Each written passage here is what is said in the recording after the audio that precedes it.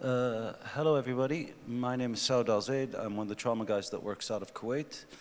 It is a great pleasure to present to you the second trauma session of the conference. I'd like to thank all of those attending, and I think that we can get started. Dr. Abdel. Ya Sabah al-Khair, good morning. I'm Abdou Khouri from France and Lebanon, and it's a pleasure for me with Dr. Saud to chair this session. And our first speaker will be Dr. Hassan Nasser Al-Mashbari. He's assistant professor of surgery and trauma surgery. He's also surgical critical care, trained in Chicago, Illinois, and is affiliated also to Harvard Medical School. He's leading the residency program of the Jazan region in Saudi Arabia. I had the pleasure to meet him like 5 minutes ago. He's a young doctor, enthusiastic. Thank you, Dr. Hassan, for giving this talk.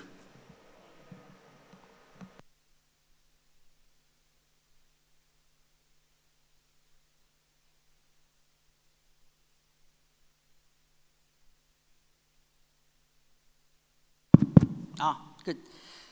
Thank you very much for the kind introduction. My topic today is interesting. We're going to be talking a little bit about creating order out of the chaos in the trauma bay. What type of a leader do we need in trauma? So my first disclosure is that I don't have any financial disclosure, and my second disclosure is that I don't know the answer for that, which is the main talk. So hopefully together we can go over a few things that I had to patch together just to figure out exactly what is the best way, and hopefully by the end in a summary we can kind of come up with something we agree on. So you got this page. It's a stat page.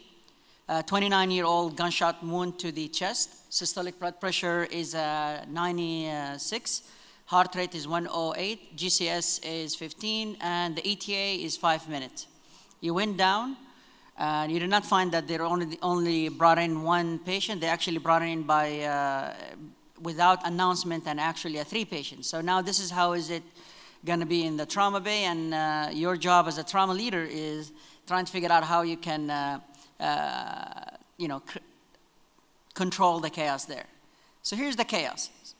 The patient is, that the one you got the page about, is anxious. He's diaphoretic. Systolic blood pressure now is 90. His heart rate is 112. He refuses to lay down, which indicated that possibly tamponade going on in the heart. And he has a gunshot wound right under the left nipple, which indicate possibly an inbox injury. Not only the patient has the same vital signs, also your team. They are anxious, they are diaphoretic, their blood pressure is so high, they're 190, heart rate is 122, and the team is about to intubate the patient. So now you are the trauma lead. So how would you control the room? So what Dr. Elliot Hout, who is a famous trauma surgeon from Hawkins, said in a sarcastic way, yelling very and really loud and screaming too. That's how they know you are in charge, it's in a sarcastic way.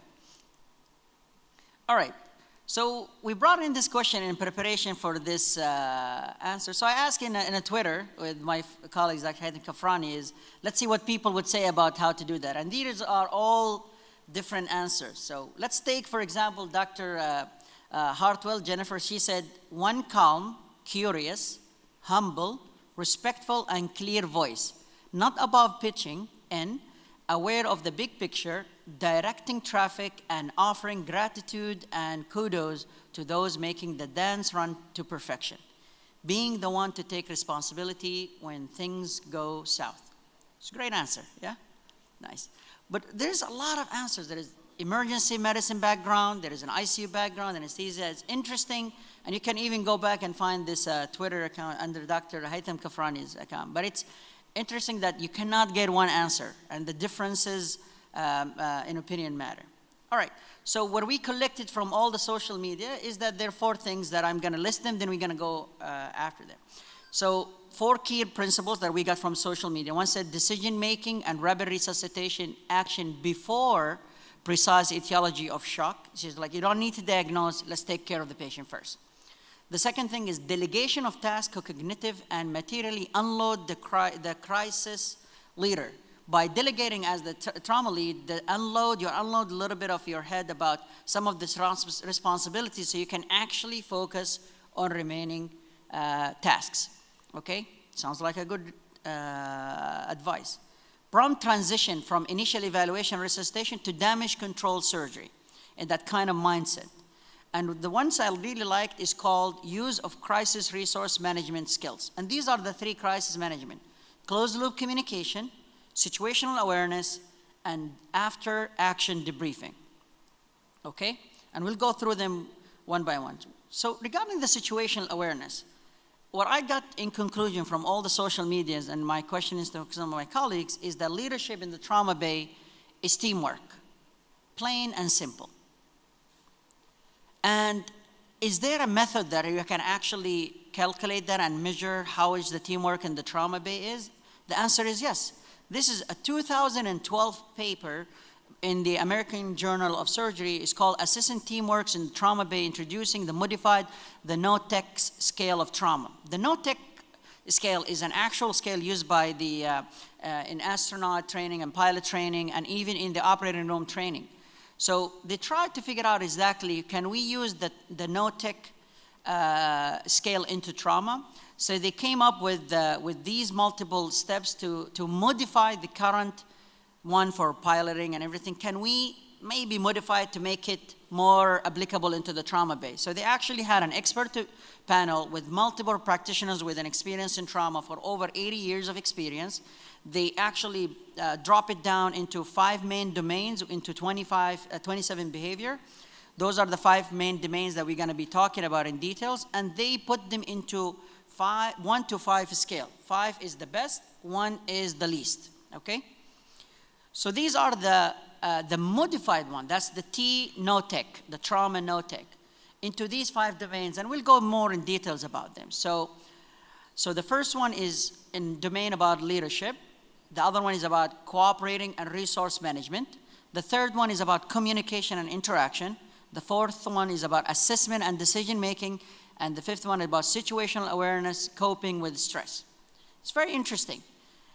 So let's go in details into what did they do in this study. They actually brought in 12 nursing staff with the 2 researchers, and they trained them in how to come into an actual trauma bay and evaluate these 5 domains, with each of the domain have the 5 skills.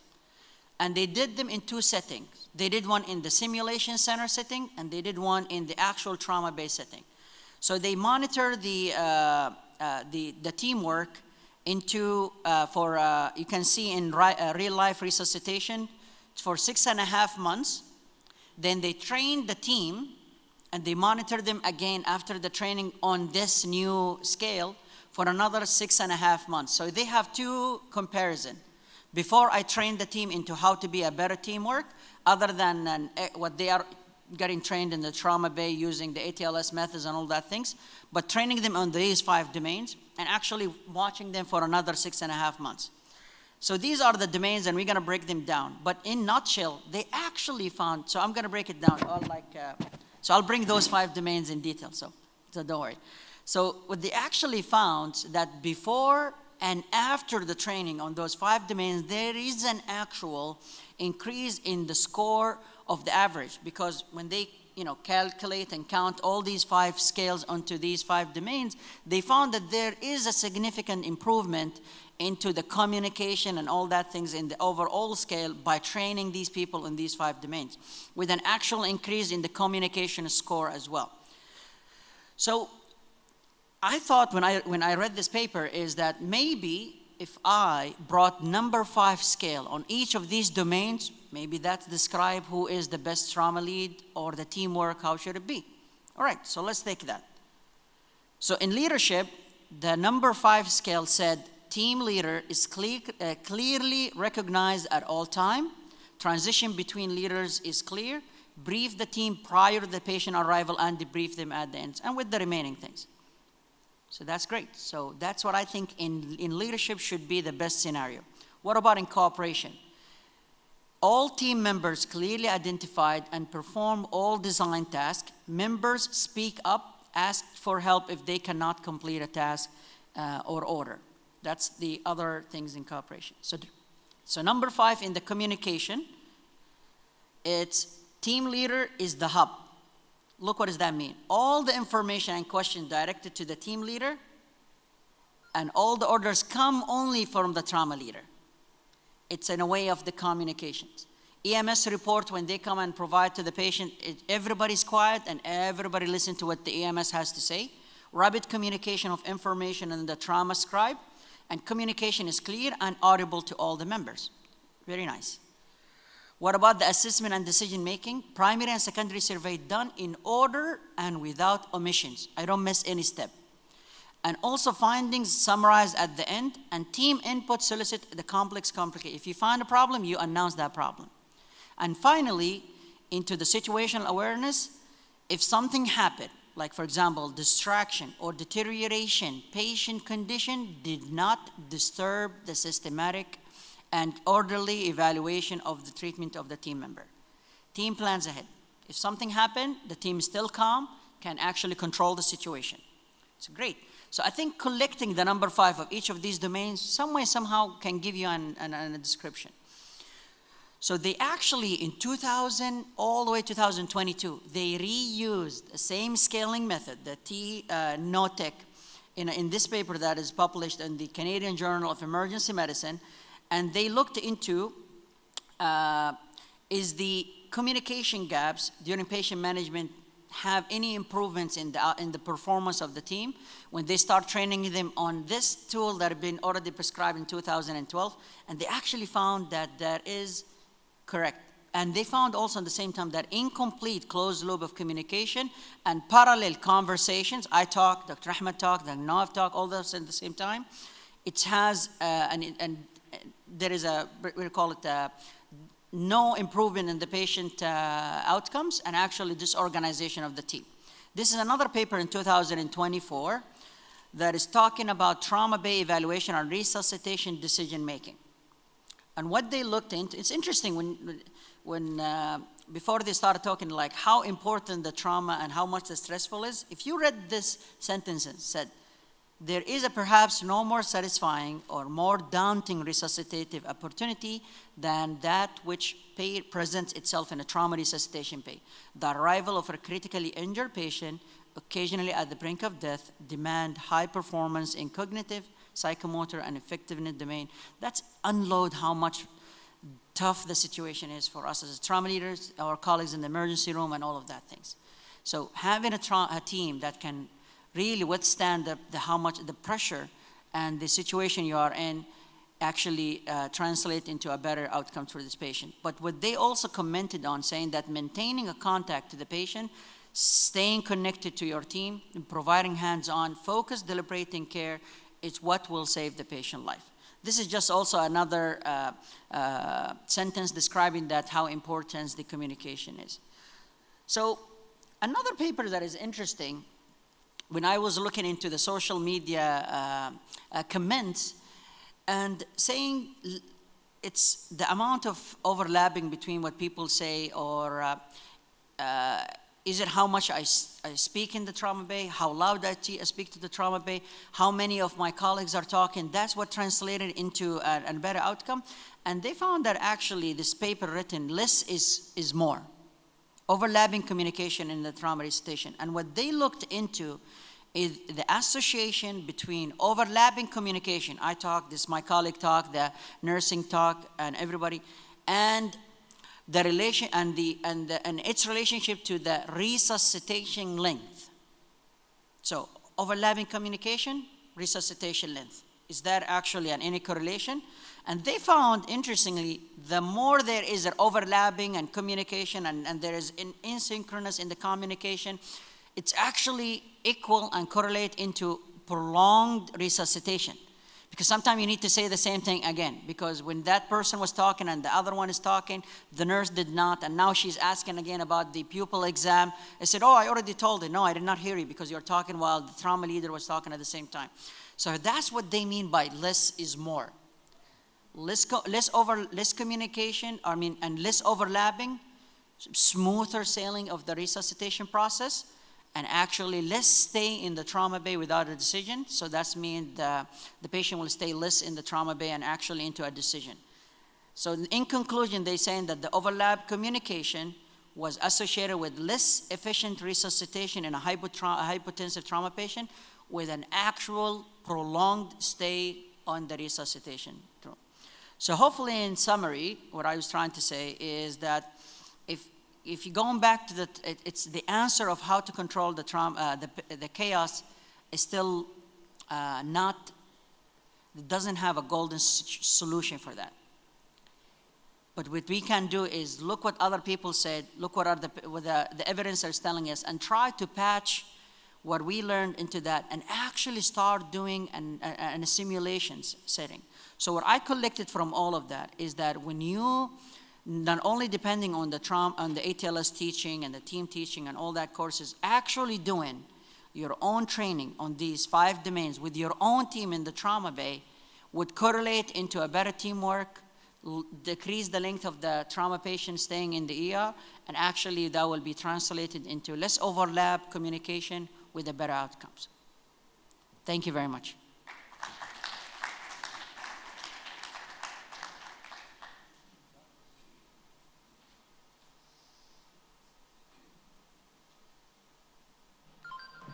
That was an excellent talk. Thank you, Dr. Hassan. I certainly have some questions, but I think we'll leave the discussion until all the panelists have given their talks. Next, we have Dr. Nawaf Ash-Shawan. I had the pleasure of working with him during my residency.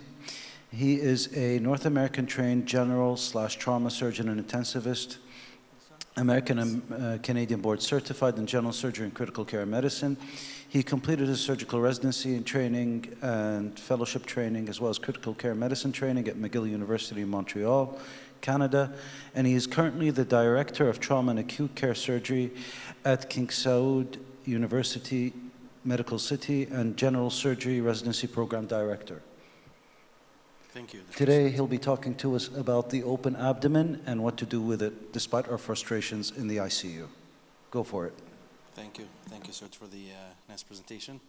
Good morning, everyone. It's going to be a bit less fun topic than Hassan's topic. Who here deals with open abdomens in their ICU? How often do you deal with them? Like once a month, once a year? Yeah, they're annoying to deal with. You don't know the majority of the time what to do with them. We're going to talk about a little bit of what's out there in terms of evidence, guidelines, and recommendations on how to deal with these patients, and what has been proven to benefit these patients, because a lot of it is all over the place. So initially, in terms of history, this guy is the first guy who ever talked about an open abdomen. Almost 130 or 100, maybe 150 years ago now.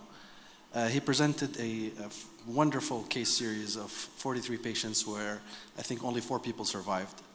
This is, again, pre-antibiotic era.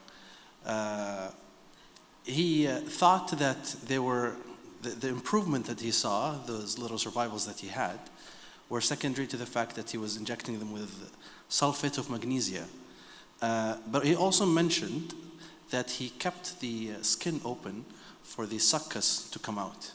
So maybe this was actually helping those patients instead of the magnesium sulfate that he was giving them. Because the internet is a very funny place, I found out how he died. He died of a car crash. I also had a picture of his mother in the next slide, but I think I removed it. Again, fun stuff online. Okay, so one of the earliest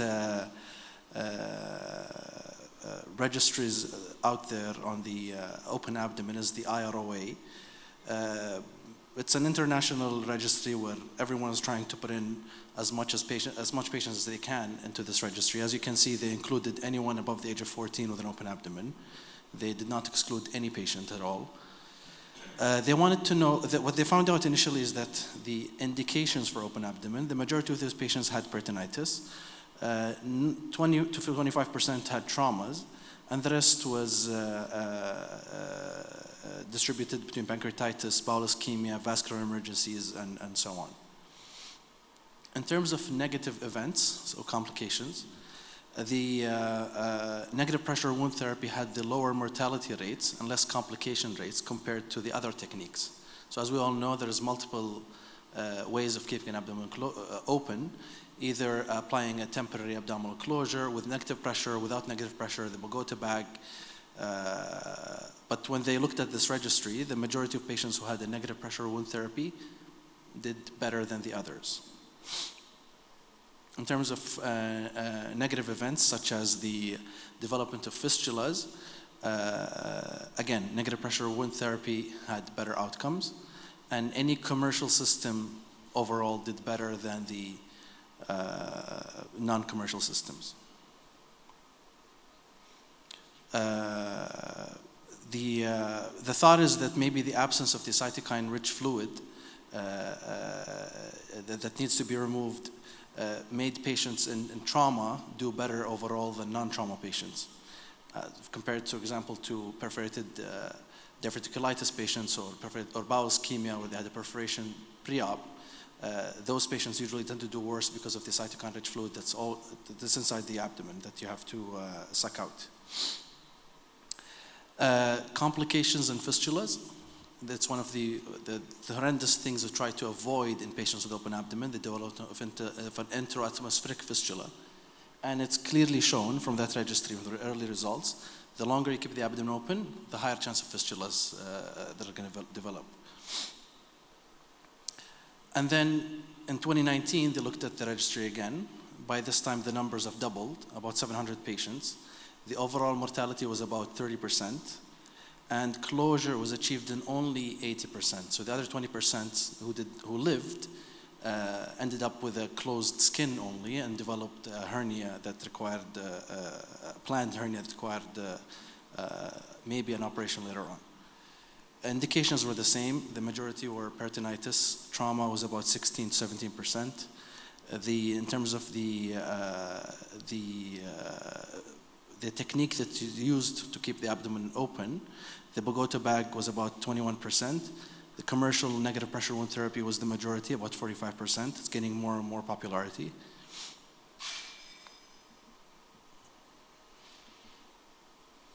In terms of outcomes, the majority of open abdomen, sorry, we talked about that already, the peritonitis. The average time between the initial decision to keep an abdomen open and closure was about a week in this registry. Again, this just gives us a snapshot of what's happening all over the world. About 9% of those patients developed fistulas early on, and the majority, again, were from peritonitis, from patients who had peritonitis to begin with. So what increases the chance of developing a fistula? When they looked at the subgroup of patients who did develop fistulas, patients who had cancer, who had stomas, previous stomas prior to going to the OR, and patients who had peritonitis in the OR, and in addition to that, the number of days open. What was interesting is that they found that 40% of the nutrition data was missing from this registry. Again, developing fistulas is bad. There's no need to say that clearer. Higher chance of mortality, 39% compared to 28%. The missing data of nutrition was a bit annoying in that registry. They commented on that multiple times. But then there was also a correlation between the days of abdomen open and the time to initiation of nutrition. So the longer the abdomen was kept open, the more delayed nutrition would have started, and as expected, worse outcomes. The WSES guidelines reviewed multiple papers over a period of 37 to 38 years. They again looked at indications on when to keep an abdomen open, usually patients who have hypotension, acidosis, hypothermia, and coagulopathy. Those are the patients that we tend to leave their abdomen open in the OR. And we don't have any of the previously mentioned risk factors, but there is a need to go back and evaluate the patient again. And those are the patients, for example, who present with bowel ischemia. Even if sometimes they're not really in shock, we do keep the abdomen open to go back and have a second look to evaluate the extent of bowel ischemia.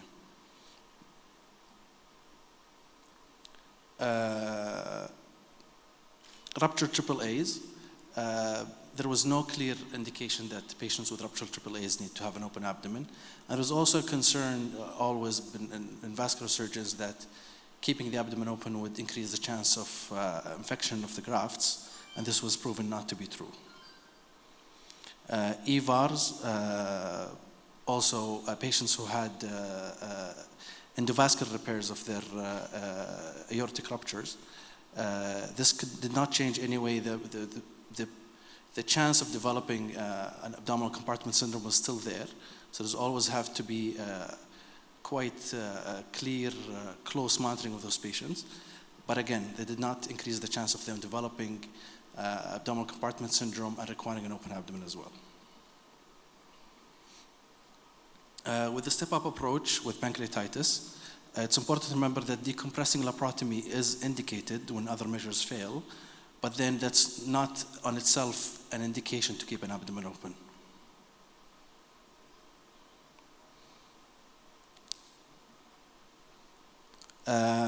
And patients who have coagulopathy, it is recommended, based on the evidence that this was looked at in the WSES, to down-regulate the negative pressure wound therapy, to not continuously keep these patients bleeding in your ICU.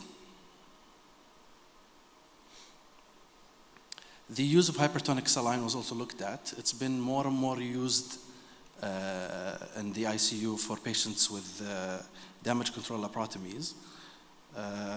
This is the paper that looked at it, and clearly they found the patients who had hypertonic saline received overall 3 liters less compared to the patients who did not have hypertonic saline. Outcomes were more or less the same. Of course, there is more renal failure in those patients as well.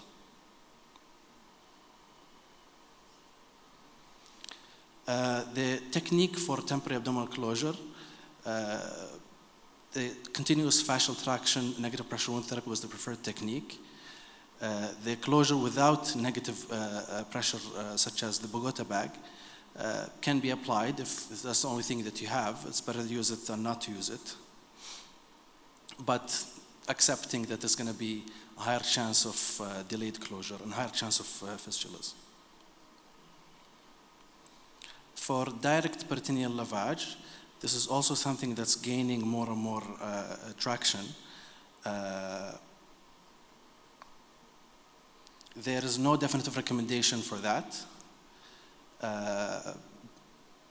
But negative pressure wound therapy in combination with the fluid installation seems to be okay, but there's no clear evidence that it actually does help in trauma patients. This is, I think, the most important slide, is the timing of the second look. So there is clear evidence that delay in re-exploring these patients leads to higher chance of developing fistulas. The morbidity goes up 1.1% per hour of delay. So once those patients are ready to go back to the OR, you should always book them. These patients always tend to get delayed because we don't want to cancel our elective cases to take back an open abdomen to close them in the OR. But unfortunately, there is clear evidence that every hour of delay increases complications.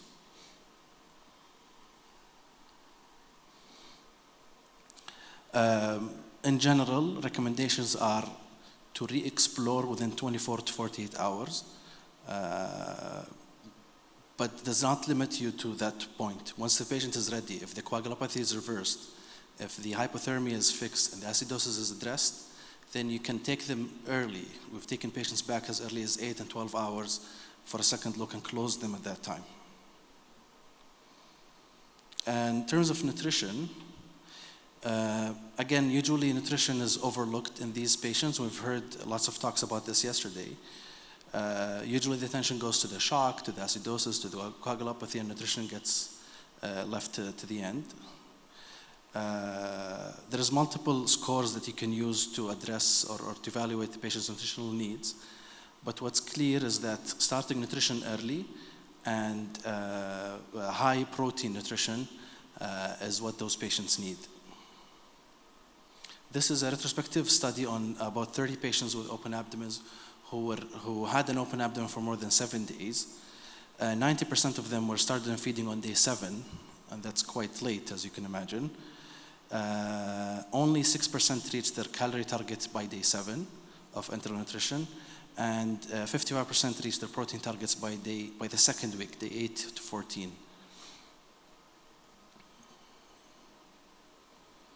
Permissive underfeeding, we've seen Dr. Arabi even talk about it yesterday a bit in his presentation. There's no difference in survival, and the patients who were fed in the first 2 weeks overall, as long as they got the majority of their protein requirements early on in their ICU stay.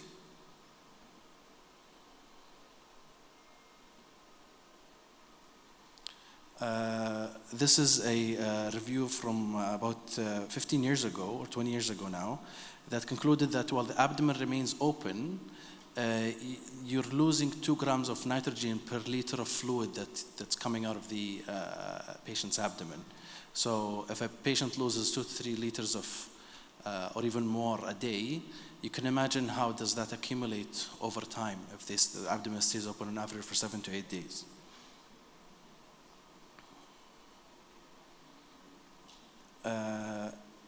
In general, their nutrition recommendations, they recommended that the GI tract should be used if possible. Again, a patient's abdomen can be left open, but they have an intact GI tract.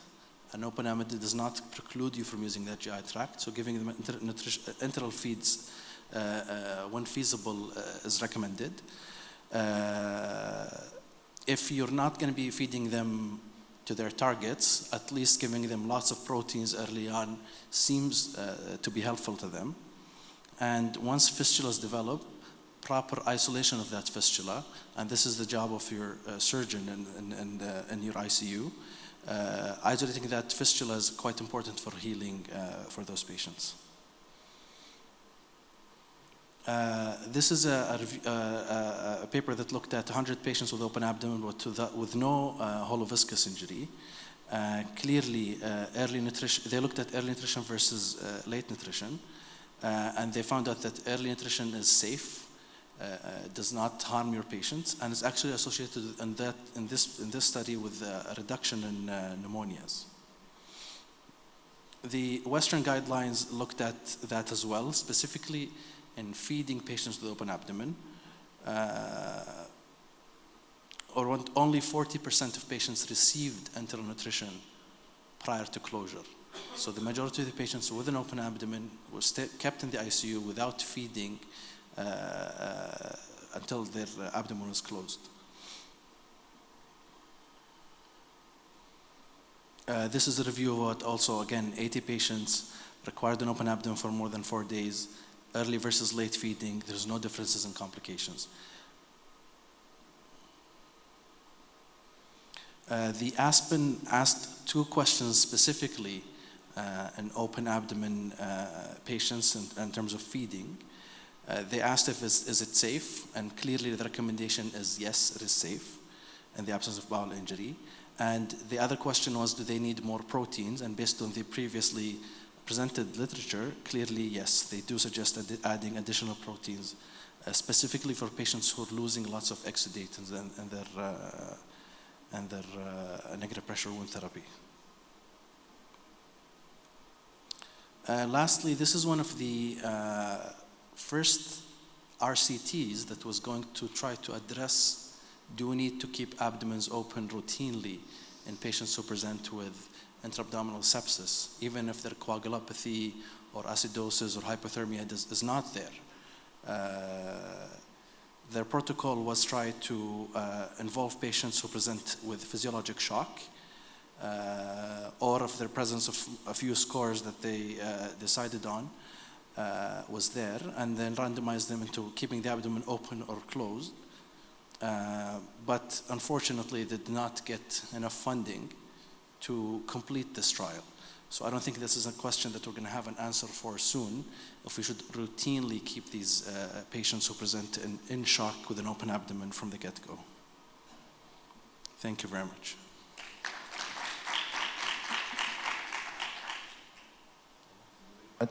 And we keep the question to the end, as I said. My pleasure to welcome Dr. Tamer Nouh, who is an associate professor of surgery. He's the director of Trauma and Acute Care Surgery Fellowship.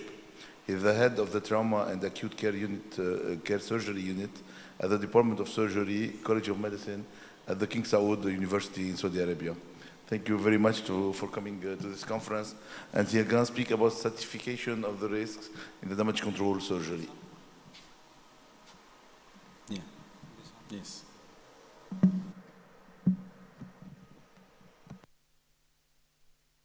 Thank you very much. I would like to thank the organizing committee for inviting me. Thank you, Dr. Nawaf, for covering all the scientific and boring part of my talk. And now I'm going to try to talk about the personal, less, not so scientific, I guess, personalized part of it.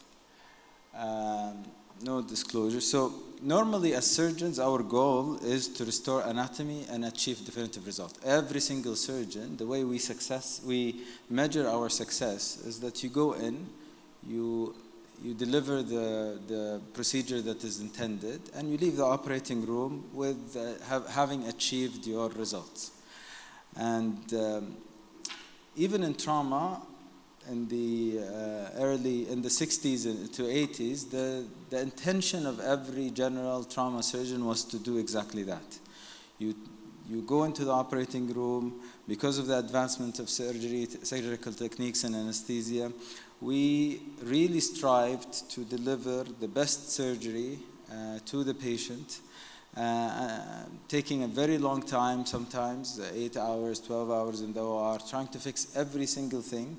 And unfortunately, that was not associated with better results, but to the contrary, it ended up associated with very, very poor results. And this has led us to identify the role of lethal triad, the increasing awareness of the limitation of surgery in critically injured patients, and the introduction of the concept of the bailout, where ultimately you do not need to achieve the best surgery the first time, because it's more important that the patient actually survives as opposed to you delivering the surgery in one shot. This is one of the first description of damage control surgery, where if you look at, they took 31 patients who had major bleeding. 14 patients really did everything right off the bat. Only one patient survived. This was published in 1983. So 13 patients, only one survived, compared to 17 patients where they had a bailout technique, and 11 out of the 17 patients survived.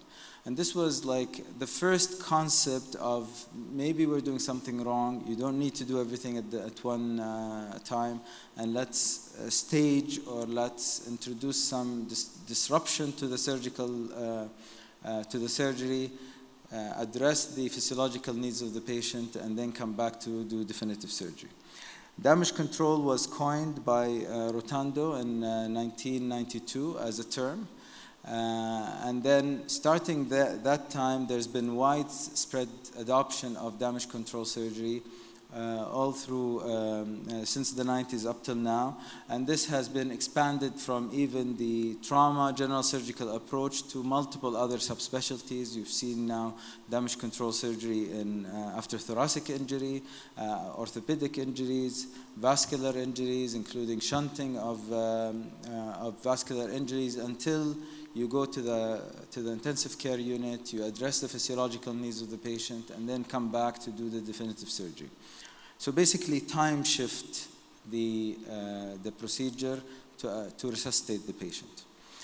Obviously, damage control goes through multiple phases.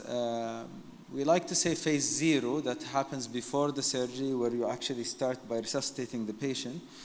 But then in the operating room, your goal is to control two things: control hemorrhage, or stop hemorrhage, and that does not have to be in a definitive way. Sometimes it is by packing. Control contamination, and prevent contamination. And again, that does not mean you have to reconnect the bowel or to do definitive surgery. You just need to stop the spillage of the contaminant into the abdominal cavity. If need be, you pack, and then you temporarily close the abdomen.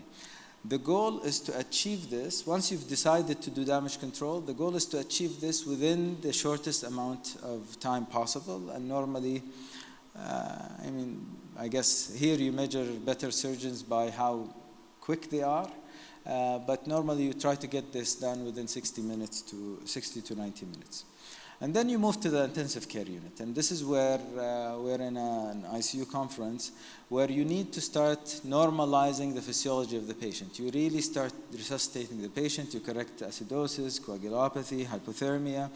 You really want to stabilize the patient. And believe it or not, even here, there is difference between intensivists. You have a better intensivist and not so good intensivist, at least from the point of view of the surgeon, where you could end up resuscitating the patient and ending up with 10 liters positive fluids and an abdomen that is so distended that there's no way a surgeon will be able to close it. And then we start, and I'm an intensivist too, and then we start complaining that the surgeon is not closing the abdomen. But an intensivist that sees enough of those really keeps in mind that I need to normalize the physiology, but also keeping in mind how much fluid am I using and whether the balance is so positive that eventually just attempting to close the abdomen would produce another problem, which is a compartment syndrome. This is not even the worst patient that I've seen in the operating room, where really patient is stable, ready to be closed, but there's no way you can bring those edges together. And normally you will find trauma surgeons rounding in the unit, looking at the balance, asking the intensivist, please, you need to try to control how much positive balance the patient is at. And then ultimately, the phase 3 is definitive repair. You're back into the operating room, the patient is physiologically stable, and then you're trying to finish the previous surgery that was interrupted. You're trying to definitively stop the bleeding if it has not stopped on its own, definitively re-establish continuity of the bowel, or do a stoma or whatever surgery that needed to happen before. You start doing it now. And then hopefully, at the same time of the definitive surgery, you achieve closure of the abdomen. And unfortunately, this is not always possible. We try to do it. If the patient is ready and the abdomen can be closed, we do that. If not, then you might deliver on definitive surgery, but then go back to the intensive care unit with an open abdomen to try to get it more feasible to close. Or you start using new modalities to try to reapproximate the abdomen. So in brief, this is the concept of damage control historically and where we're at today. But the actual talk is, so the what is very clear. We need to do damage control because if we don't do it, mortality rate is higher. And why we do it is because we need to control or resuscitate physiologically rather than just anatomically. The challenge is how do we do that and how do we stratify? When do we do it versus when not to do it? And so basically, surgeons started learning that stratification, we need to tailor our surgical approach based on the patient's condition and severity of injury. And this is normally done depending on multiple stratification methodologies. Most of the time, or most of the literature will start by anatomical stratification. So the surgeon's assessment of the severity and the complexity of the injury. A lot of us will say, okay, no, you know what, this is so much severe injury that I'm going to do damage control. Or you measure it by the number of organs injured. Oh, I have the liver, the spleen, the pancreas, vascular, head. Maybe it's better, because there's so much that needs to happen, it's better to damage control. The injury severity is so high that I'm going to choose to do damage control surgery. The complexity of injury. Imagine a major hepatobiliary injury with disruption of the portal system.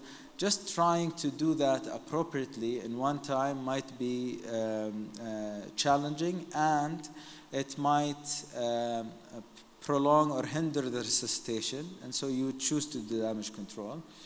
And some surgeons do it with the number of associated teams. If I need the orthopod, the general surgeon, the neurosurgeon, maybe the right thing to do is to damage control, really deal with the hemorrhage and contamination right away, go to the intensive care unit, get the patient in a better situation to tolerate this huge surgical insult that he's going to have, and then bring him back, him or her back to repair.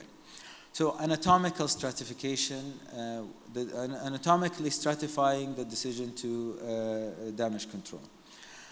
The other concept is physiological. So the concept of metabolic exhaustion or uncompensated shock and development of the lethal triad. My pet peeve here is that you're waiting for the development of compensating shock, of uncompensated shock, to make the decision. So basically, the surgeon is waiting for the intensivist or somebody to tell him, doctor, we're on 10,000 mics of vasopressors. We are on our 30th unit of packed red blood cells. The lactate is 20 something. And then you end up saying, okay, you know what, let's damage control, let's bail out. In my opinion, this is a little bit too late, and it is probably better to do it in an anticipatory manner rather than in a reactive manner. So don't wait for the development. A lot of the literature says, you know, lactate above this, acidosis above that. And so that's fine as long as you are measuring or you're anticipating that the deterioration. If you wait till the eventual deterioration happens, as my practice, I feel that's a little bit too late, because now you've allowed the patient to go from normal physiology to compensated shock physiology to uncompensated shock physiology before you take him to the intensive care unit. And then what I try to tend to do is the at-risk stratification. So if I find the patient is at risk, then I start saying, you know what, this is a patient that I'd rather damage control. If they are already in compensated shock, and here the relationship between the surgeon, the intensivist, the anesthetist is very important. You trust the anesthetist that they're going to be on top of their game. You know, I've been in situations where I look at my anesthetist and say, what's the lactate? And I get the, well, why are you asking? Just concentrate on what you're doing. This response, I'm worried. And I end up always saying, okay, we're damage controlling. I'm just going to bail out. We're going to the intensive care unit. It needs to be a relationship between the surgeon and anesthetist where there is very good flow of communication, because you really don't want to allow the patient to slip into this uncompensated shock and then go back to the intensive care unit to try to resuscitate. But why is this so important? Why don't we just damage control everybody? And there is actually a downside to damage controlling everybody, because it's also an intervention that is associated with complications. And sometimes, and recent literature shows that when we do it, it has its own, we could fail to close, we could develop into, I mean, Dr. Nawaf just mentioned a lot of the possible complications that end up happening, delaying feeding, anterior atmospheric fistulas, infections. So this is a paper that was published, and basically they tried to look into patients in one center, and they've compared matching patients that were damage controlled versus not damage controlled, and they matched the patient, and they identified that there is an increased risk of major abdominal complications in spite being in the same center with potentially patients that, because of the difference of the surgeon, this is retrospective, but a decision was made to damage control and keep the abdomen open versus not. Another paper looked into variations among different level 1 trauma centers where patients that appeared to have the same burden of injury, the same injuries, the same level, but ended up having a variation between a decision to damage control versus not damage control. And this has clearly introduced the concept that we don't really have a very good standard about when to do it, and because it's really up to the eventually the decision of the treating surgeon, This part needs to be controlled in a better way, and the outcomes need to be studied in a better way. So in conclusion, trauma surgeons have seen, and trauma surgery has seen a huge shift from trying to deliver definitive care right away in the first surgery, all the way to damage controlling and maybe staging every single surgery. And now I think the pendulum is coming back to somewhere in the middle, where we really need to identify patients that absolutely need to be damage controlled versus patients that can be not damage controlled. And here it's still within the experience of the person. Are we doing it on a menu or a recipe level? You know, if you have this, then that algorithm, or are we doing it based on you know, actual physiological parameters that anticipate the outcome of the patient? That's it. Thank you very much. Great, thank you very much, Dr. Thamer Nouh. Next we have Dr. Ahmed Lebraikan. Dr. Ahmed Lebraikan is an assistant professor and consultant, trauma, acute care surgery, and critical care from King Saud University and Al Habib Medical Group. I have had the pleasure of working with him across about 10 years of my life, and I'd like to thank him for making it here today for an excellent topic, which is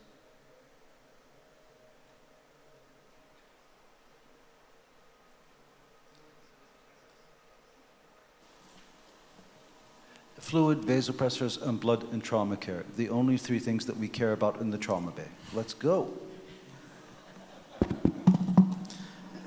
Okay.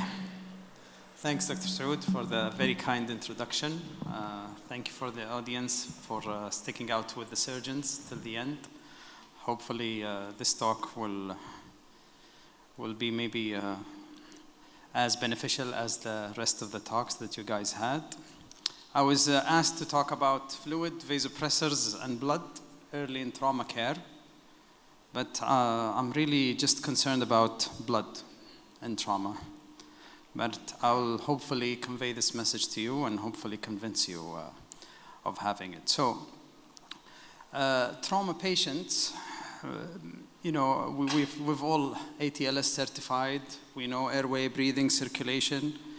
But you also probably, if you dealt with you know, trauma activations early and the patient's journey after trauma, you know that, you know, there are like 2 or 3 major questions you're asking yourself as you are managing the trauma patient. And one of the major questions is that, is my patient bleeding or not? And unfortunately, we still don't answer this question always right.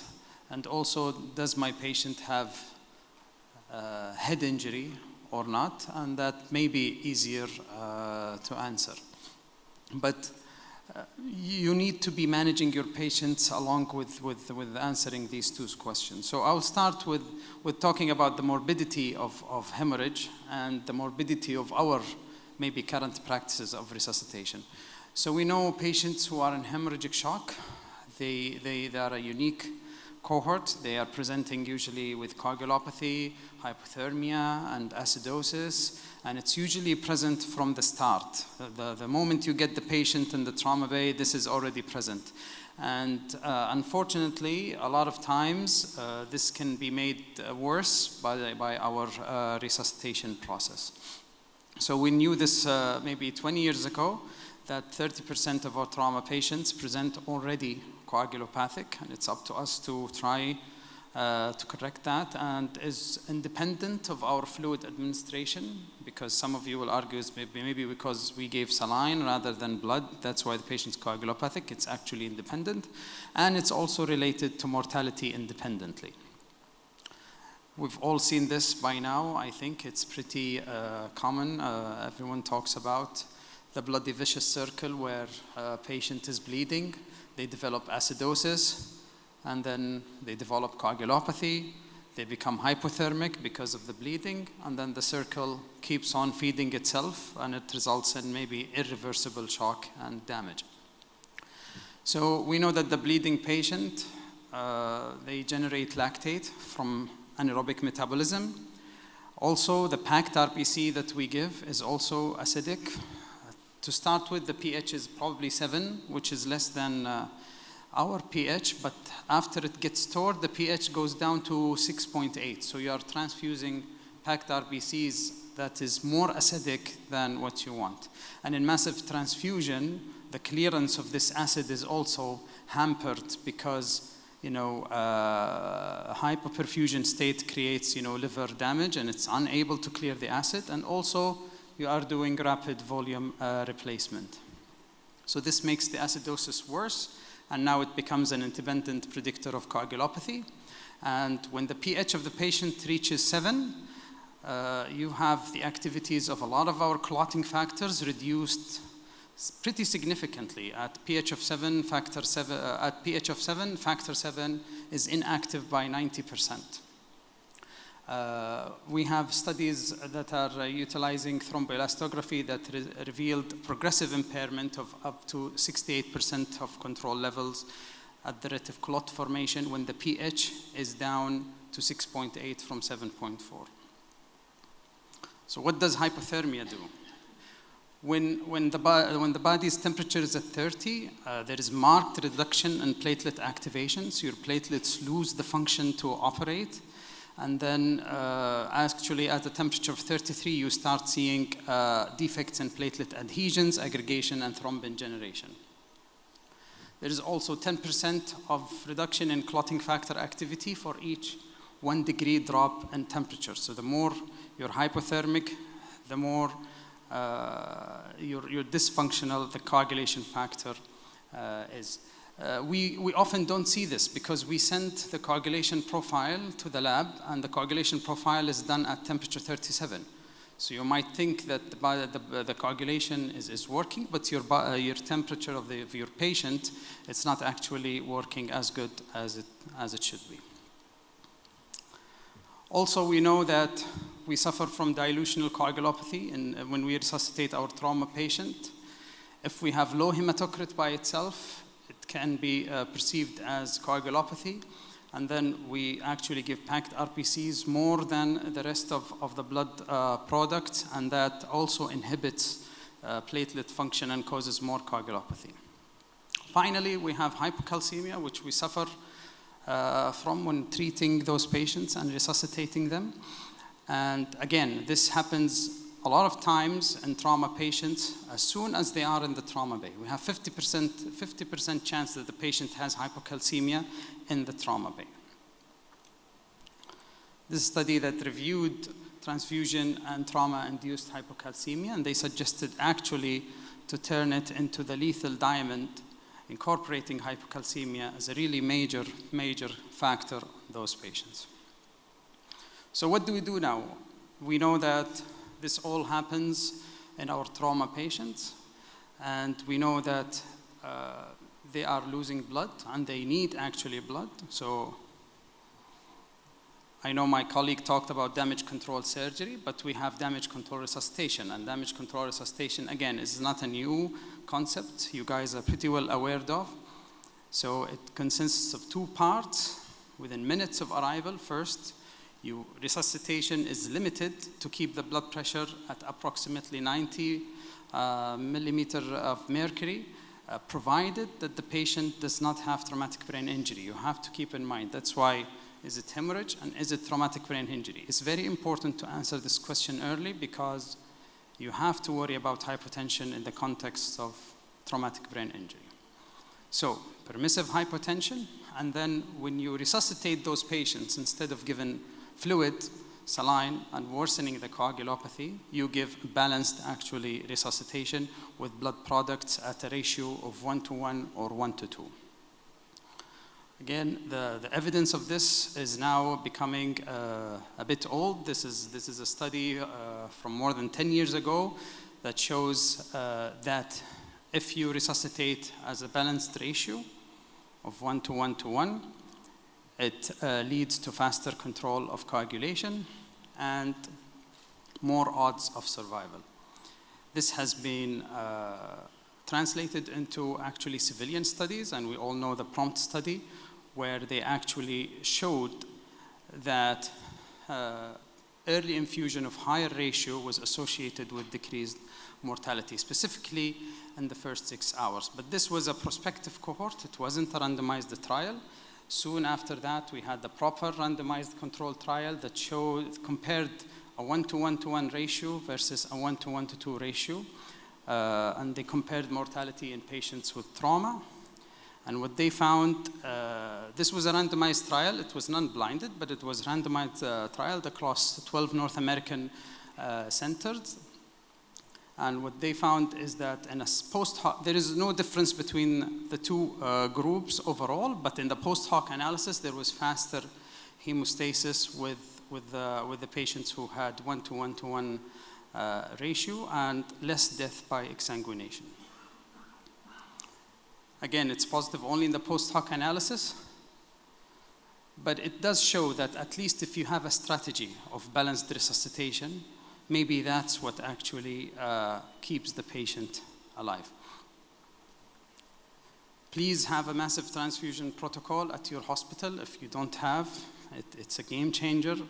I recently moved to a new hospital, and one of the first things that I really fought for is to establish a massive transfusion protocol, because you don't want to be negotiating with the blood bank when you have a patient who is exsanguinating. You want them to actually, you want a protocol so that you activate the massive transfusion, and then you start receiving blood products at a pre-given ratio until you stop that. In this setting, the blood bank becomes a partner in the resuscitation with you. They will bring immediately the blood that you will need to resuscitate the patient, and this will allow you to achieve hemostasis faster. And a lot of studies have shown that if you have an MTP at your hospital, the outcomes of resuscitations will be better. This is a study that shows that compliance with the massive transfusion protocol does impact survival and patient outcomes. And one of the good things about it is once you have it in the hospital, you can utilize it for non-trauma patients. It actually, in this study, it shows that you can activate MTV even in non-trauma settings for gynecological bleeding, elective surgery bleeding, and it does actually improve survival. And actually, it leads to less blood product utilization because you are achieving hemostasis faster. So this is something that you can negotiate with the blood bank. Nowadays, we are trying to actually do damage control resuscitation before the patient arrives to the hospital. And this is a study that showed that given pre-hospital plasma during the medical transport of trauma patients does actually improve survival. Again, my colleague, Dr. Thamer, talked about this in detail yesterday, but we can use adjuncts rather than just giving blood. Tranexamic acid, for example, has been really studied in depth, but you just have to remember that it should be given probably less than 3 hours after injury. If the patient is more than 3 hours after injury, then the evidence becomes maybe counteractive. You also have to know that you can give it pre-hospital, and that does improve survival in the studies. But you also have to make sure, or you have to keep in your mind that tranexamic acid is not completely safe. There is a risk of having DVTs, especially in trauma patients. You just have to keep this in mind once you give it to the trauma patient. There is talk also about prothrombin complex concentrates, but currently the evidence suggests using them only if the INR is above 1.5. Whole blood, again, my colleague talked about this, but because now we're back to basics, we know that everything we do is unlike just giving whole blood, which the patient lost to begin with. And even massive transfusion at a 1:1:1 will yield a diluted blood mixture, so that nothing is really like whole blood. However, that's maybe the most close we have in our setting currently in the Middle East. These are studies, again, my colleague showed them beautifully yesterday, but there is good evidence that whole blood works in the military setting and also in the civilian setting. So as you noticed, I've talked mostly about blood, but is there a role for fluid? Because I'm sure in your trauma patients, you are giving fluid. So fluid therapy early in trauma, this is a Cochrane review. And they gave us actually a plain language summary, which means, I don't think it means much, but there is no evidence from trial to support or do not support the use of early or large volume intravenous fluid in uncontrolled bleeding. And why is that? Because fluid is really not a treatment and it's not a resuscitation. But sometimes if you pool all the trauma patients, again, you will get patients who are not bleeding and they do not require resuscitation, but maybe they are intubated and they have sedation because of traumatic brain injury, and now they need some form of fluids and maybe also vasopressors to maintain blood pressure. If you don't do that for these patients, you're increasing harm. And then you pool these patients with patients who are massively bleeding, and you give them, and you don't give them fluid, and you get better survival. When you pool, you get no difference. But actually, if you know who you're giving the fluids to, then there might have a role. And for me, the rule is for patients who are not bleeding after the early trauma care, when there is traumatic brain injury, when there is sedation, then you have to maintain the blood pressure. Pre-hospital intravenous fluid administration in this study was associated with higher mortality. But again, in this patient, in these patients' cohort during this study, as you can see, unless your ISS, which is injury severity score, was less than 9, always given blood or given fluid seems to have a negative impact on patient survival. But if the patient is normotensive and with ISS less than 9 or with GCS less than 9, then the odds ratio is closer to 1, indicating that fluid may have a role on those patients only. What about vasopressor? Again, this is an article from JAMA Open talking about association of early norepinephrine when talking within 24 hours in terms of mortality among patients with blunt trauma and hemorrhagic shock. It's very important to know that this study looked at blunt trauma, not penetrating, because penetrating means by definition most likely no head injury. And for those patients, you should be really doing damage control resuscitation and then damage control surgery. But if there is patient with blunt trauma, again, vasopressors may have a role, especially if there is traumatic brain injury. So in summary, 2 questions to answer. Is the patient bleeding? And I have to say, sometimes we are not as good as we think in knowing if the patient is bleeding. So usually I just, at least in the immediate phase, I assume the patient is bleeding. I start resuscitation, and then I will soon learn that the patient might not be bleeding or becoming stable. Then I can relax. It's better to playing catch up with a patient who is really bleeding. Resuscitation of a massively bleeding patient is a challenge. The goal should be to restore normal physiology first and then restore normal anatomy.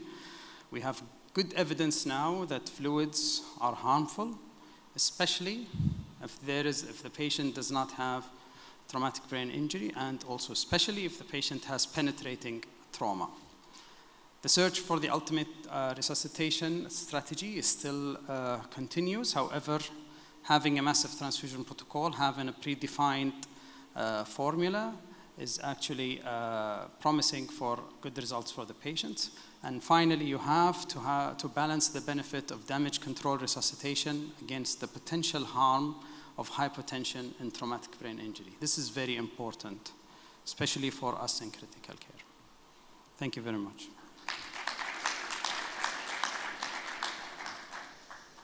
Thank you very much to all of our esteemed speakers. I'd like to invite everybody to the stage, and we'll begin to take questions and comments from the audience. Really good talks, everyone. Thank you for all the speakers. Please come sit. It was really an excellent discussion, the excellent session. We're going to have lots of discussion, I think, I'm pretty sure. Any question in the audience? No. Just to get the conversation started, I have a couple of questions, one for every speaker, in fact. Dr. Hassan, very good talk on the ability to communicate in a room if you have a room in which the communication is very clear. And very good talk on how to assess communication in these settings. I'm sure, as you know, we have multiple different paradigms across the Middle East on what forms an activation team. There are certain centers where there have been up to 6 or 7 specialties involved in a given trauma activation. And each specialty has their own representative in addition to your typical 4 or 5 person trauma bay team and your 2 or 3 nurses. Typically it's going to be 2 plus 1 helping out, circulating sort of. When you have about 14 people in the room and you need to establish the operational control or the situational awareness, what would be your tips or your approach to that? يعني انت داش الدنيا مخبوصة لأن at our level انت ما راح تي at the beginning of the situation, right? So there's going to be a fellow who's going to be the acting TTL and the room doesn't see what you see. How do you make them see it without screaming? Right, so yeah, there is. Easy question. So I think I would love also to hear all my colleagues into that experience. So number one, Dr. Nawaf is the youngest. And just trying to say, I want to hear the elderly here opinion. So Dr. Nawaf Thamer and Dr. Breaker in that.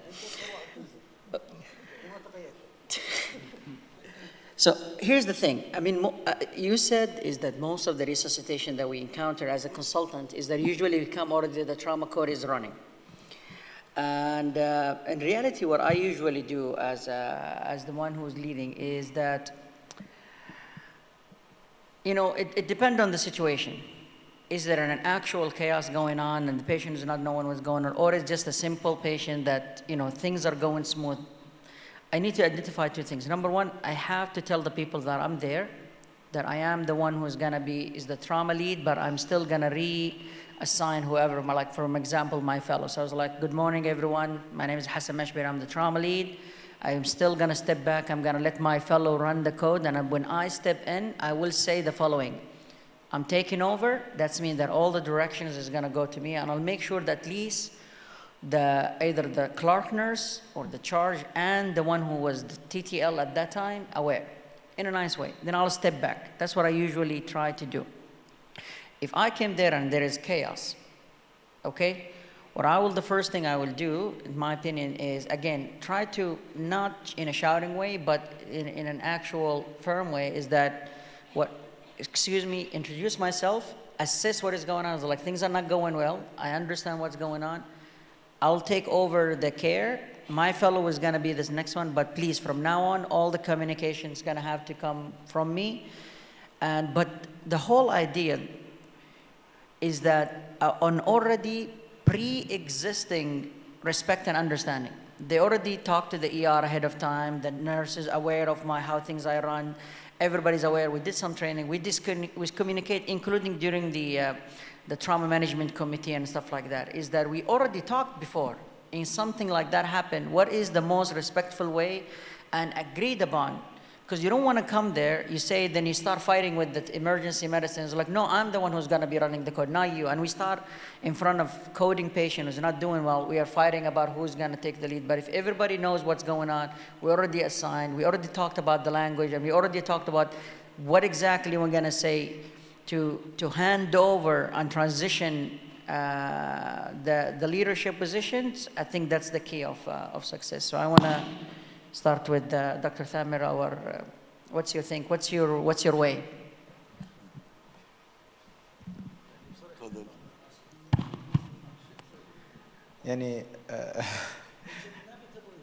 Look, it's an inevitable event, and I think it's really, I guess it's not realistic to think that you're not going to start going in and to yell and scream.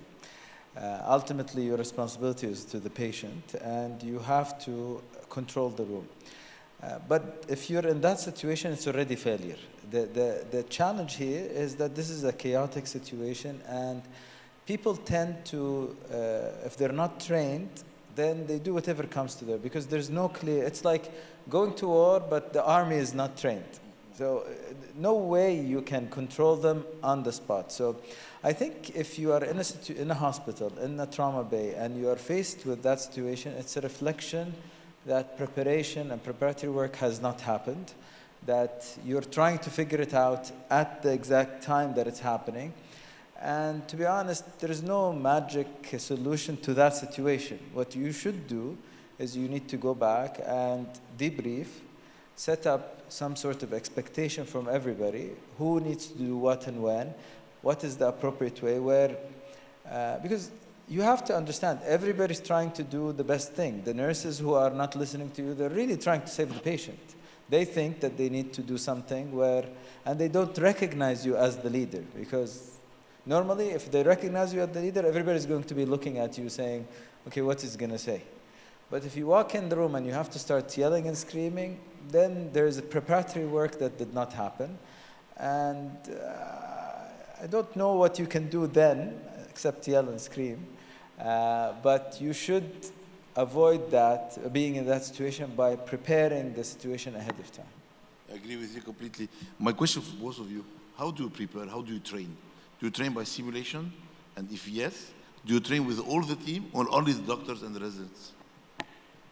So we try to do weekly training at our center, where we do training with our fellows, residents, emergency consultants. So initially, when a trauma patient comes in, most of the time we're not there, right? We're at home at 2 in the morning. So the emergency physician would be leading initially, and then in our simulations, the fellow would arrive, or the attending would arrive and then take over, and then we notice how smooth or unsmooth that is.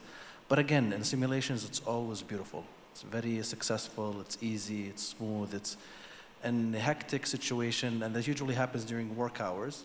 That's usually when everyone listens to the trauma activation and everyone wants to come down and see what's happening. Okay. So I think one of the things that actually helps you take control of the room and people know who's leading is as soon as you come in, you ask everyone who's unnecessary to leave. And there's actually good evidence about this. There's some trials that looked at trauma activations where the team members were 9 versus 11 on average. And the smaller number, the better the outcome. And the outcome is measured here as how long did it take you to stay in the trauma bay. So if you have a smaller team, usually you leave the trauma bay faster, and this is usually the goal. Sometimes, in a chaotic situation, yelling works as well. It's fine, and you're there to help the patient, and if that's what it requires. I mean, we were trained to yell, and we yelled. I was yelled at by a few of you, and I'm yelling at people. Command voice, yes. It's called using your outdoor voice as well. Yeah. Anyone in the room who want to share his or her experience in their institutions, how it goes? How is your activation, for example? And anyone who want to share this? How do you activate your trauma team? For instance, in my department, in my university hospital, we activate them by pagers. So we end up having the necessary amount of doctors and practitioners inside the room. We don't have enough more people than needed. If we need the trauma surgeon, he's gonna come. If we need the thoracic surgeon, he'll come. Otherwise, he will not come. So what's your experience? Anyone want to share this? Please, George. Professor Abi Saad from American University of Beirut. We have, yeah. I don't work in Beirut. No, we have our DCT. No. We have our DCT. No. We have our DCT that beeps as a pager, and then we call. Way too soon. Exactly. Yeah, I would like to thank the panel for this interesting review today. The way we do it in Beirut, we had 2 major incidents where we activate trauma, like the Beirut explosion and recently the pager explosions. So we have and 14 other conflicts, assassination of the prime minister. So the way we do it is we have an emergency preparedness plan. And I urge every hospital to have an EPP whereby on the mobile, there is what we call a code D alert. So there is an alert where everybody is notified, and then there is an activation where people should come. And people are designated like trauma surgeons, orthopedics, plastic. So we don't want to have more physicians than the trauma victims because the ER will be crowded. So you call on people on whom you designated first, and then you drill.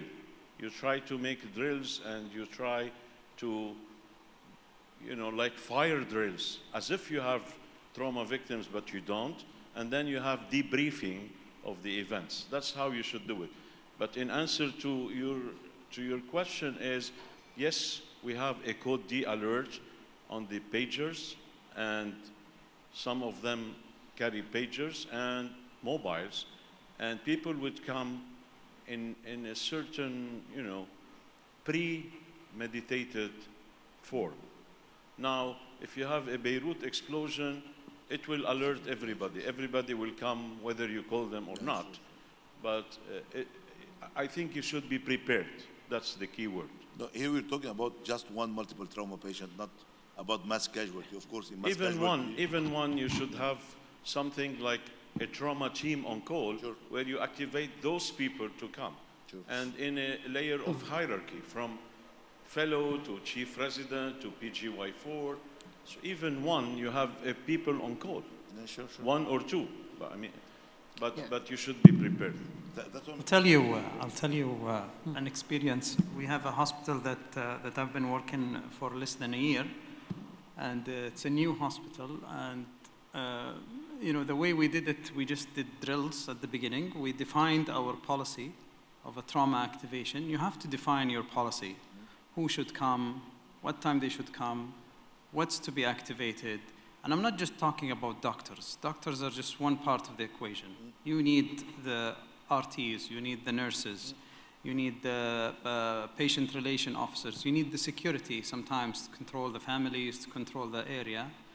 And then you do drills, and it's going to be amazing what you discover. We discovered things that, if that happened during real life, it would have resulted in harm, and it was very easy fix. We discovered that the medication trolley was very far away in the other room, and then when you asked for like a specific medication, it's outside. We discovered, some issue with the nursing staff, but you keep doing drills, and the drill has to be, it doesn't have to be high fidelity, but it has to represent what's going to happen. If your drill is like everything is fine, probably that's not a real drill.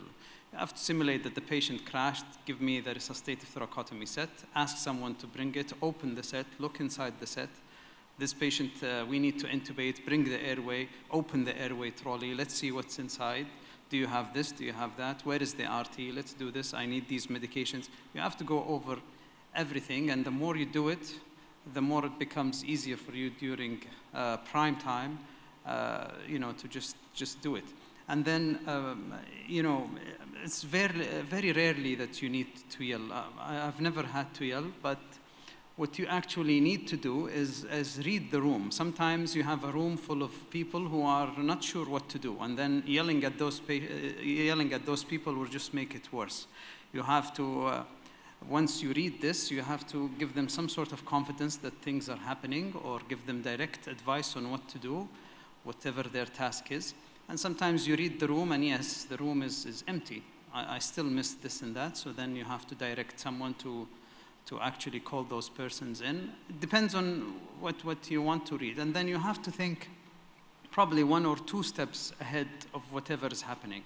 If you have a patient with penetrating trauma and there is omentum sticking out of the abdomen, as a trauma team leader, if you don't know that in 10 minutes you're in the OR, then you cannot lead that trauma code. You have to be thinking that, okay, we are resuscitating here, but I'm already talking to someone to prepare the OR so that it's a streamlined process. I think this is, if there are tips, these things will definitely help running a trauma code.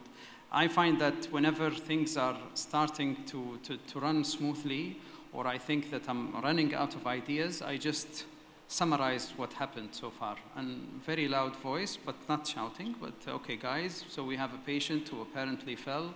So far we established an airway, the patient is on midazolam, fentanyl, we gave 2 units of packed RBC already, and then once everyone hears this, if you're missing something, they will tell you, actually, we gave also another medication, or the second unit is running. Once you are yelling it to the people, then you might remember something. Oh, we didn't give only 2 packed units. Actually, please bring or activate massive transfusion. The rest of what you guys said is all fantastic, but these things I find that helped us a lot in running trauma codes. One more question, just because of the excellent talk that you and Dr. Thamer gave in unison almost. There's one thing that you did not mention in your talk, and I think that it's very important to address when it comes to both the open abdomen and the utility of MTPs and resuscitation paradigms. Permissive hypotension. Go. When it comes to permissive hypotension, is it an annoying problem for you or not an annoying problem for you when somebody tells you, but it's okay for somebody to be permissively hypotensive? Look, and how permissive should we be? I tell you, the issue with permissive hypotension is that it gets generally applied on all patients, when in fact it was for a specific subset of patients who are actually penetrating trauma, who you have decided to take to the OR already, and you are on your way to the operating room. This is the subset of patient that you might actually practice permissive hypotension.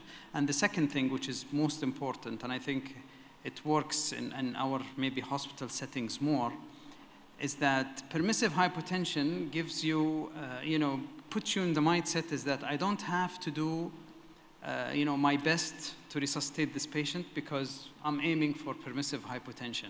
The problem is, I think in a lot of our hospital, our best effort is not even close to adequate resuscitation.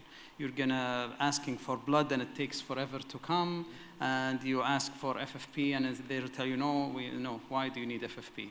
And then fill this paper, so then you are already in the mindset of not actually going full-blown resuscitation, and at the same time, these things are happening. So what ends up is that you're doing no resuscitation at all.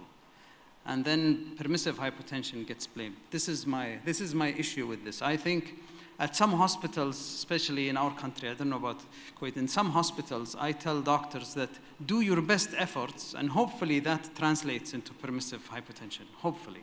Because you're gonna ask for blood, and by the time it comes and you are like really, but if you say like, I'm gonna start working, 50% capacity, then probably you're gonna deliver 20%. That's true. Yeah, please. You on the microphone?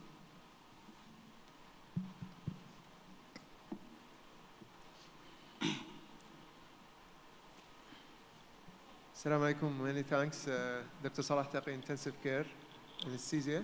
Just a couple of questions. Is there a role for, number one, let's say, is it time for the tranexamic acid to be given by paramedics? Do you guys have anything like that applied at your side? That's one question. Second question regarding the same issue about controlling the noise, and is there any role of any other sort of communication for routine trafficking of information between the nurse, doctors, orders, such as, for example, color-coded, anything, sign language? Did you come up with anything that can help?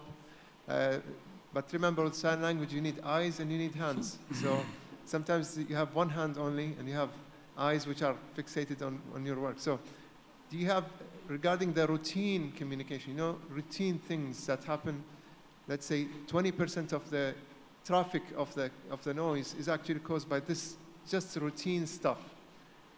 Is it time for us to pay attention to encapsulate it, package it in a way that we can have a quieter way of having these communication crossed over the room without muzahamat or crowding the other important things that are out of the norm? So these are two questions, and thank you very much. This is for all the panel. Thank you. Thank you. I can answer the first question, that's okay. I think there is a lot of work to do pre-hospital in terms of resuscitation, and definitely if you want to maybe focus because people talk about plasma before pre-hospital, people talk about TXA, people talk about sometimes airway versus no airway pre-hospital. And I think one of the easiest things to apply is to do pre-hospital TXA. I think that if you want to really invest in one thing that can help trauma patients, I think TXA may be probably easier than teaching paramedics to maybe secure the airway at the scene, which might even, the evidence is not even now fully with or against now, but TXA, I think there's good evidence, and you give it before, and then it might actually help stop the bleeding. So I think definitely yes, but the question is there's a lot to be done pre-hospital yet in terms of trauma. I think for the pre-hospital care, we're still quite behind. What we need to get is get the right patient to the right hospital in a fast time. We need to focus on that more than what to do to the patient. Like sometimes we have these trauma patients going to hospitals where it's not going to serve them. And also maybe if we start asking people to give TXA in the field, this is going to lead them to start giving more fluids, maybe let's put blood pressure, let's maybe intubate, and this, what clearly proven, what we know for sure in trauma, getting to the ER fast gives you the best outcomes. So just to answer you a bit, maybe going to the ER is good, but not to the next ER. You have to go to the trauma center. Yeah. These are the studies. If you don't go to the trauma center, but to go to the trauma center when it's more far than the next ER, you need to do a few things. Tranexamic acid, you need maybe to give blood in out of hospital. So you need to stabilize your patient at least a minimum before bringing them for 1 hour flight or something like that. So you see, you have to really teach our paramedics to become more and more, let's say, expert. So the question is, do we have mature EMS systems that can actually do that and provide that for the patient or not? That's the issue. So I guess the answer, the scientific answer is yes, of course. We need to do this as soon after the injury as possible, and the outcomes are better. The challenge is, how do you do this? Right now in Saudi Arabia, we're in the process of trying to establish this. Because you have to understand that there is a lot of regulation, supply chain management issues, storage, preparation, restocking. So the science is clear. But it's not as simple as, well, ask the paramedic to do it, you know. How are you going to supply them? Where are they going to do it? Are they going to save? How are you going to document? How is it? So there's a lot of regulatory and supply chain related issues that need to be figured. Is it compensated? Who's going to pay for it? A lot of things. So yes. How? That's the discussion. Yeah, we're running out of... Just for the other question is, ultimately, it's a communication issue within the team. And a long time ago, I was trained in a trauma center where really rarely we had to everybody knew what they were supposed to be doing. I walked into the trauma bay, the nurses are already putting the patient on the monitor, they're already preparing the stuff. ATLS or primary survey is clear in the books, and it's the same way every single patient to every. So I think it is training. Once you reach with the team to a level of maturity, you will find that you need to say very less and for more complex stuff, where the easy stuff just happens because the team has reached competence that you don't need to talk a lot. So it's definitely not sign language. You need to teach me how to sign before I start signing. But I think it's training. That is the way to go. Before we closing this session, I have a question for you about blood. Spinoza have said saline water is for pasta and blood is for trauma. Yes. What's your experience with the whole blood? It's a new tendency, actually. We're working on it more and more. What's your experience, you here in Saudi Arabia? So I gave the talk about it yesterday. So I think whole blood is the way to go. In our region, and I think Kuwait is like Saudi Arabia, we still don't have the regulatory framework to allow whole blood to happen.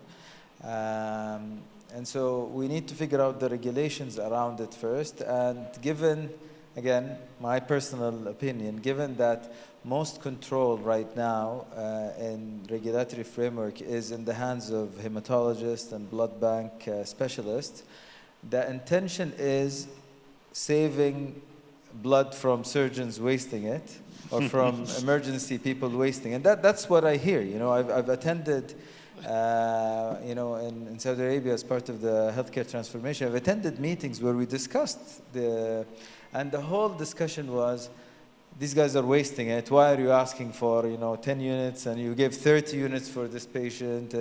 And so I think we're very far away from convincing the regulators that it's not just we need to give more, it's we need to also start not translating donations into component therapy and then be giving more. We're still far from that. Yeah, you're right. Is this on or? Yeah. I would say that, just alluding to your thought process of hematologists being in control, that's a very safe thing in a healthcare infrastructure. I think it's a very good thing. The easiest way, I think, to start the conversation is very similar to how we started the conversation with MTPs locally here. We're lucky enough that this year we have a national MTP program. The whole country has to follow the same MTP protocol with a lot of compromises, believe me. And it took about 2 years to get to that point where the ministry approved it. I think the best way to start this conversation with your hematologist locally is to look at which patients require whole blood already from their perspective. From a hematologist perspective, None. Oncology patients, pediatric oncology patients require whole blood before stem cell transfusions. It's a small amount at small cost, and they prioritize taking it from the parents in that manner. So that would be where I would take the conversation when we are ready for whole blood. I can tell you in Kuwait, we're still not ready for it because we're still at the point where we're learning the logistics of storage, the logistics of processing, and the logistics of ordering and preserving blood for elective cases in a manner that makes it look less like we're wasting blood, if we're going to be very honest. When I do a lab chole, I don't ask for blood. When person X, I'm not pointing at you, but person X does a lab chole, he might feel a little bit of paranoia and ask for 2 units of blood on standby. Postpartum hemorrhage risks make us ask for a lot of blood in obstetric centers that is probably not used as much as we think we might need it. We're still at that stage, and I think that it's the same in Saudi Arabia. We're just using the blood as a safety net sometimes. But I think very good points pointed out. I have one last question before we end the session and go to lunch, because we're doing so well in terms of time management. You alluded to a lot of key strategies when it comes to open abdomen. And 2 things that I liked about your talk that I genuinely think are things to expand upon, and I'd like to get the opinion of the panel and the audience on, if we have enough time. Show of hands, how many people are frustrated when we wheel an open abdomen patient into your ICU? We tell you that there's going to be an open abdomen, we bring it to the ICU. Very good. Dr. Salah is the most honest person I know. Excellent. How many nurses want to shoot me in the head for bringing an open abdomen into the ICU? Any nurses here? All of them. Very good. Excellent. All my nurses are also very honest with me because they know I like honesty. Right? You want to shoot me regardless because you've known me for 15 years, Lord help me. I'm the reason why you're bald. Okay? I know this. I'm very hard to get along with. I get it. But my point is, I think that we have 2 big issues. First, we need a registry dedicated to open abdomens because it's a persistent, annoying problem, like ventilator-associated pneumonia, like planning for a tracheostomy. We didn't hit the quantum leap until we showed the data that tracheostomies should be done by 2 weeks. So start the conversation, your team, by 1 week. صح? We know this. Let's be honest, as intensivists. We didn't start to have good conversations about VAPs until we knew why VAPs were there. It wasn't because I didn't wash my hands. It's because I didn't think about taking out the tube every single day. I didn't think about mouth care every single shift. I didn't create a bundle for it. What I see in my practices, when I tell my intensivist he's positive by 6 liters, the next day I'll come in, he's negative by 50 liters, right? But he's on vasopressors now, which makes it a problem to close them. I tell him he's on vasopressors, that's my reason today, and they think I'm delaying the surgery. I think it should be very clear that one part is getting the registry ready. The second part is collecting that data and seeing which parts we can use as a bundle. Because what I'm seeing here from an ICU perspective, just wearing my ICU glasses, is this is a very heavy patient for any ICU. fluid losses, multiple tubes, multiple drains. Drain care is difficult. It's not a daily occurrence. It's kind of like putting an EVD in an ICU that never deals with any neurological conditions. When was the last time you had to tell your nurses how to deal with an EVD? Because you never use it in your practice, right? Same thing in our practice. So I would be very unfamiliar, very stressed out if I had an EVD. I have one in my ICU right now, so I know the feeling. But I am genuinely afraid when my nurse says, it's 180 cc's from the EVD for the past 24 hours. That's not what we look at in an EVD. But I'm stressed out by it. So I think that's two things that I took from your talk, certainly. I'd like to hear the rest of the panel, how they think we can develop a comfort zone as a team. Just like with trachs, just like with VAPs. We know it's coming up. We should try and avoid it. But if it happens, it happens. What do you guys think? Well, I mean, I thank God. I don't think we have that challenge in our unit in the university. Obviously, nobody likes, and as long as they understand that we also don't like to leave the patient open, and that we actually are addressing, because it goes both ways, you know. The unit needs to understand why are we doing this, what's the challenges, and that we are really targeting, we're trying to align the priorities.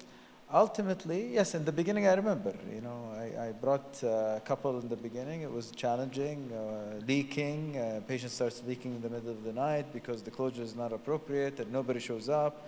Obviously, nobody's going to be happy. But you need to just support and make it the new norm, and then eventually it becomes routine, you know, and we move on. That's my experience. And when we get the chance to give talks to the ICU team from the surgical perspective, I think that's an important thing. So I usually target the topics that has a controversies, abdominal compartment syndrome, open abdomen, and those things that the most of the ICU, not a surgical background, have a kind of fear or challenges. So I think the same as Nawaf is doing now is actually doing a sim with the emergency medicine in a way. I do believe we have a lot of work to do with our colleagues in the ICU. If we're talking even about purely surgical trauma surgery, is an actually collaborative education. We still, the intensivists teach the ICU people. They don't invite other people to come and give a teaching because we don't need the surgeon to come and ruin the minds of our residents. Sometimes I feel like I'm slowing them down, to be honest. Yeah. But. So I think it's combining educations. It's like, don't work in silo, don't learn in silo. Bring the trauma surgeon to your ICU in one of the weeks of your residence and let them give you a talk. Tell us, what do we need to understand about the open abdomen and how to manage? We listen to you, you listen to our challenges, and together we come up with either a protocol or just understanding. I think that's and involved nursing as well. I think that's the key element as well. I just started closing skin now with flash, with drains, easier for ICU, easier for me, and most of the time the patient is closed within 2 days. So you won't even attempt a definitive repair, you'll just close the skin as soon as you can? I close the skin the first time. As a bridge until damage control, till he takes whiplash. Yes. Whiplash that might be easier for everyone. That might be the easiest option in a low education. It's ICU, not that, it's actually good for the patient. In a very highly medical ICU, that's not a bad idea. It's just more comfortable for nursing and everybody else. Awesome. Thank you very much for all the panelists. Really good talks today. How to avoid the chaos and what to do when it is chaotic. How to give blood and save patients' lives. How to not give too much blood and kill patients with too much blood. And how to keep your ICU happy when you keep an open abdomen with 10,000 excuses. Excellent, very good. Thank you all.